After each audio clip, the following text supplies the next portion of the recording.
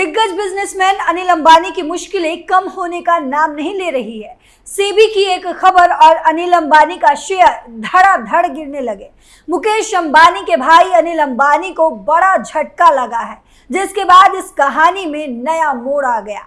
मुकेश अंबानी के भाई को जबरदस्त झटका देते हुए सेबी ने बड़ा फैसला लिया है। तो क्या कुछ है पूरा मामला, सब कुछ आपको पॉइंट टू पॉइंट बताते हैं। नमस्कार, मैं हूं आपके साथ पल्लवी सिंह। आप देख रहे हैं हमारा खास show the turning point. SEBI का मुकेश अंबानी के भाई को झटका। मुकेश अंबानी के भाई पर 25 करोड़ का जुर्माना।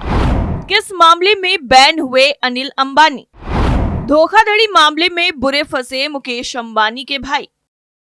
बाजार नियामक सेबी ने मशहूर उद्योगपति अनिल अंबानी और 24 दूसरी कंपनियों को सिक्योरिटी मार्केट से 5 साल के लिए बैन कर दिया है, जिससे अनिल अंबानी को बहुत तगड़ा झटका लगा। सेबी ने अनिल अंबानी को 5 साल तक सिक्योरिटी मार्केट में बैन करने के अलावा 25 करोड़ रुपए का तगड़ा जुर्माना भी लगाया है।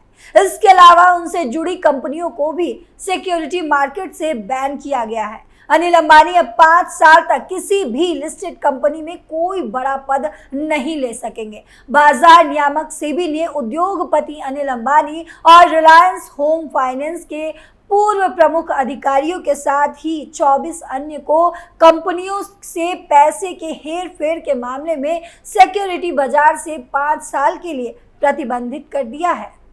सेबी ने अनिल अंबानी को पाया पैसे के हेरफेर का दोषी। वहीं इसके अलावा सेबी ने रिलायंस होम फाइनेंस को भी सिक्योरिटीज मार्केट यानी कि प्रतिभूत बाजार से 6 महीने के लिए बैन कर दिया है, जबकि कंपनी पर 6 लाख का जुर्माना भी लगाया गया है। अपने 222 पेज के अंतिम आदेश में भारतीय प्रतिभूति एवं विनिमय बोर्ड यानी कि सेबी ने पाया कि अनिल अंबानी ने RHFL के प्रमुख प्रतिबंधकीय कर्मियों की मदद से RHFL से पैसा निकालने के लिए एक धोखाधड़ी की साजिश रची है, जिसमें उसे अपनी संबंधित संस्थाओं को लोन के तौर पर दिखाया गया था। RHFL के डायरेक्टर बोर्ड ने हालांकि इस तरह के लेन देन को सिस्टम को रोकने के लिए कड़े निर्देश जारी किए थे और इसके साथ ही कॉर्पोरेट लोन्स को नियमित रिव्यू भी किया था, लेकिन कंपनी मैनेजमेंट ने इस आदेशों की अनदेखी की।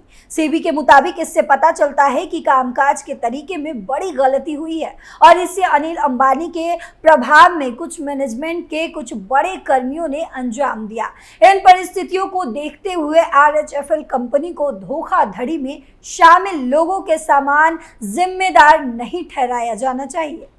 अनिल अंबानी ने RHFL के साथ मिलकर की धोखाधड़ी।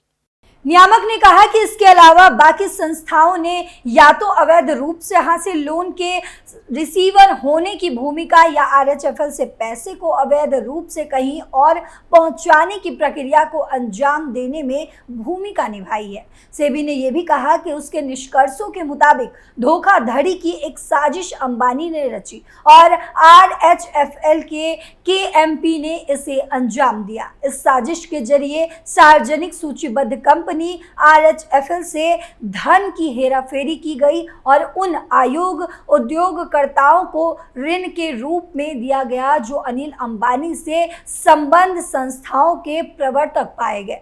अंबानी ने धोखाधड़ी की अंजाम देने के लिए ADS समूह के चेयरमैन के तौर पर अपने पद और RHFL के नियंत्रक यानी कि होल्डिंग कंपनी में अपने महत्वपूर्ण अप्रत्यक्ष शेयरधारिता का इस्तेमाल भी किया। सेबी ने 22 अगस्त को अपने आदेश में कंपनी के प्रबंधन और प्रवर्तक के लापरवाह रवैये का जिक्र भी किया, जिसके तहत उन्होंने ऐसी कंपनियों को सैकड़ों करोड़ रुपए के लोन स्वीकृत किए जिनके पास ना तो परिसंपत्ति थी और ना ही नकदी प्रवाह, नेटवर्थ या राजस्व था। आदेश के मुताबिक इससे पता चलता है कि कर्ज के पीछे कोई खतरनाक मकसद छिपा था।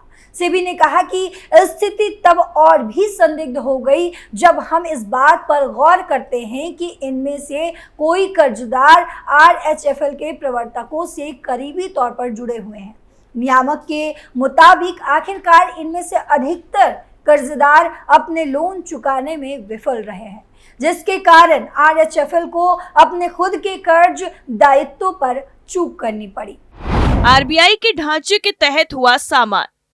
इसके कारण आरबीआई ढांचे के तहत कंपनी का समाधान हुआ, जिससे इसके सार्वजनिक शेयरधारक मुश्किल स्थिति में आ गए।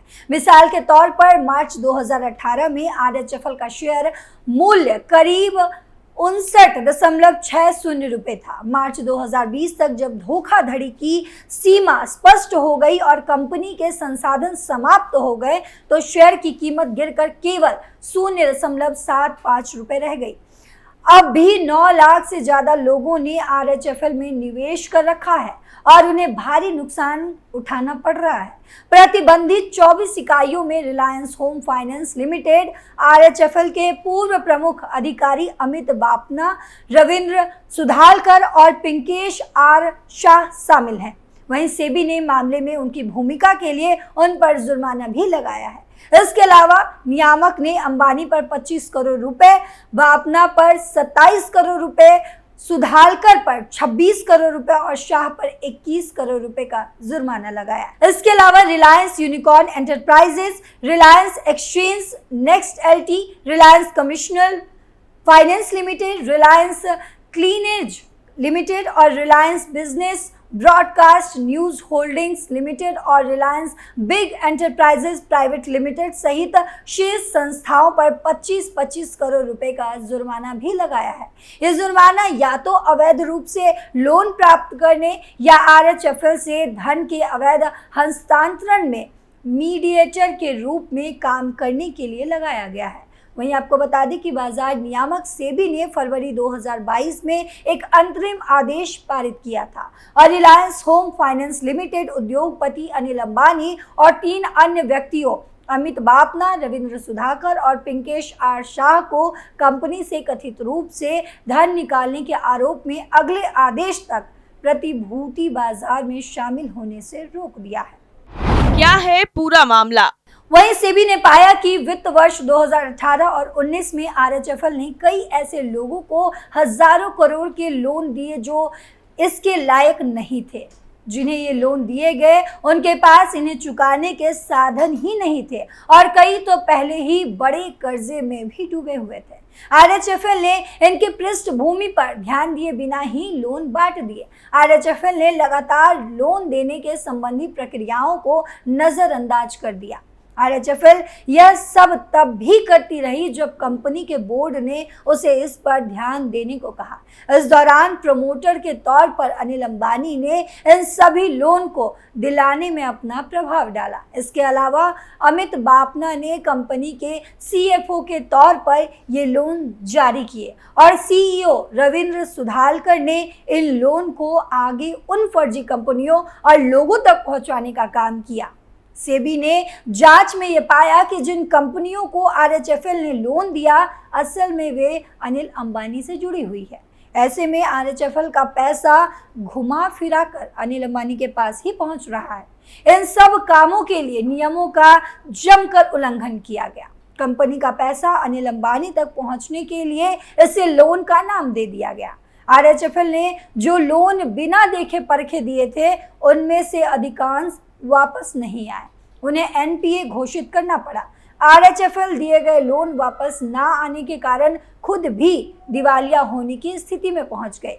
उसने अपने लोन पर डिफॉल्ट करना चालू कर दिया। इसके बाद कंपनी के अपने संसाधन खत्म होने चालू हो गए।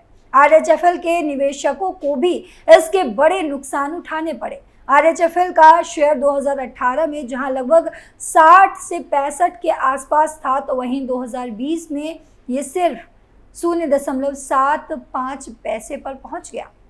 ये बड़ी सोचने वाली बात है। सेबी की इस कार्रवाई के कारण रिलायंस की अन्य कंपनियों के शेयरों पर भी प्रभाव पड़ा है। किस कंपनी को कितना हुआ नुकसान?